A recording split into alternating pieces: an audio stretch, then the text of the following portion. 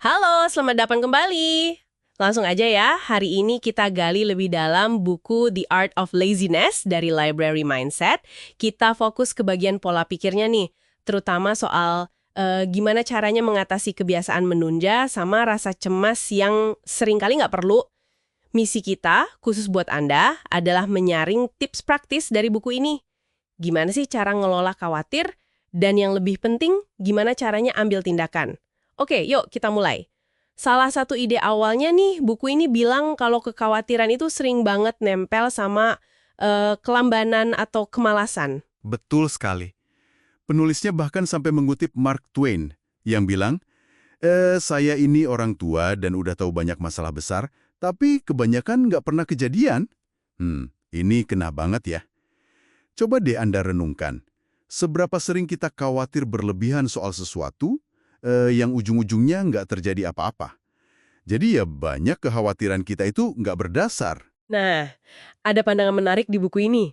Katanya, kekhawatiran itu demen sama orang yang lagi nggak ngapa-ngapain, yang lagi males. Kenapa gitu?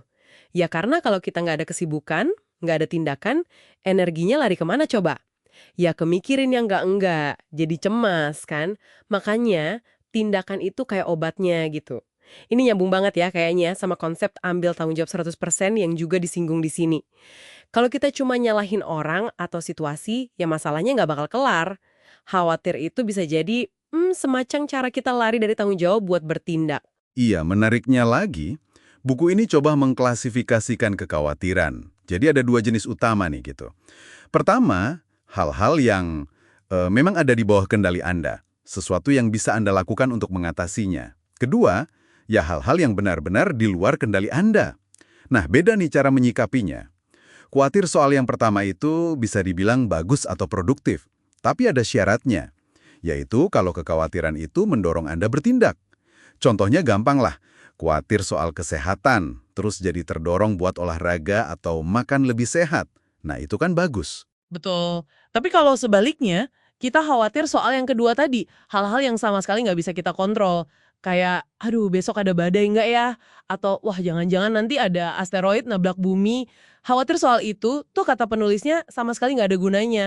Cuma nyolong kebahagiaan kita di masa sekarang aja. Sia-sia gitu. Nah ini juga ngingetin saya sama bagian lain di buku ini.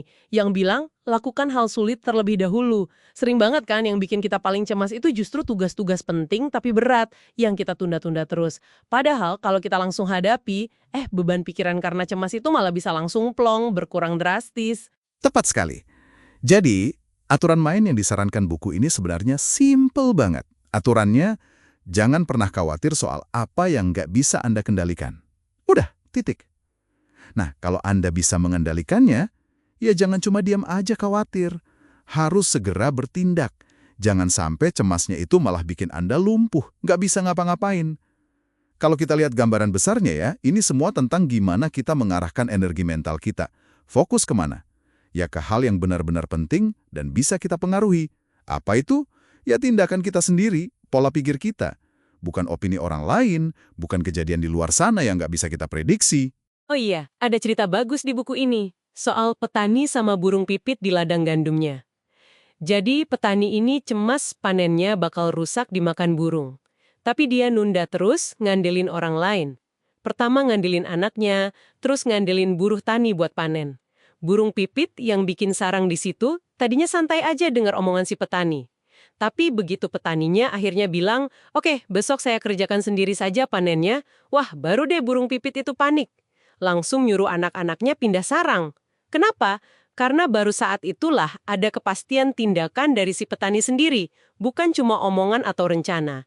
Cerita ini nunjukin banget ya, betapa pentingnya aksi pribadi kita, daripada cuma bergantung sama orang lain sambil terus-terusan cemas. Nah, ini jadi pertanyaan penting buat refleksi Anda para pendengar. Dalam kehidupan sehari-hari, gimana caranya Anda bisa lebih sadar nih, memilah antara kekhawatiran yang produktif, yang bikin Anda cari solusi dan bertindak, sama kekhawatiran yang, ya ampun, cuma ngabisin energi aja. Khawatir soal hal di luar kendali, atau khawatir soal tugas yang sengaja Anda tunda. Udah coba dipisahkan belum? Jadi, kesimpulannya apa nih dari semua obrolan kita ini? Buat Anda, intinya sih cukup jelas ya. Tindakan nyata itu obat paling ampuh buat ngelawan kekhawatiran yang nggak produktif. Coba deh, alihkan fokus dan energi Anda ke lingkaran pengaruh Anda, ke apa yang benar-benar bisa Anda lakukan, sekecil apapun itu. Iya, buku ini intinya mendorong kita biar lebih melek gitu ya. Lebih waspada membedakan. Rasa cemas yang Anda rasakan itu apakah sebetulnya kepedulian yang membangun, yang ngerahin Anda ke solusi atau langkah selanjutnya? Atau jangan-jangan itu cuma kecemasan yang merusak, yang bikin Anda stuck, mikirin hal di luar kendali. Atau malah jadi alasan buat menghindar dari tugas.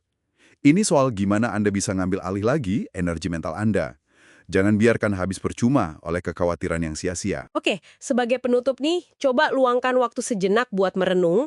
Ini terinspirasi dari pertanyaan di buku soal penyesalan di hari tua. Coba Anda pikirkan satu aja kekhawatiran yang lagi Anda rasain sekarang, apa aja deh. Nah, coba tanya ke diri sendiri. Ini sesuatu yang bisa saya pengaruhi atau saya lakukan sesuatu nggak? Sekecil apapun tindakannya. Atau ini memang benar-benar di luar kendali saya? Dan kalau memang bisa dikendalikan, apa satu langkah paling kecil, paling mungkin yang bisa Anda ambil hari ini juga untuk mulai mengatasinya? Daripada cuma dipikirin terus kan? Terima kasih banyak sudah menyimak diskusi kita hari ini. Sampai jumpa lagi.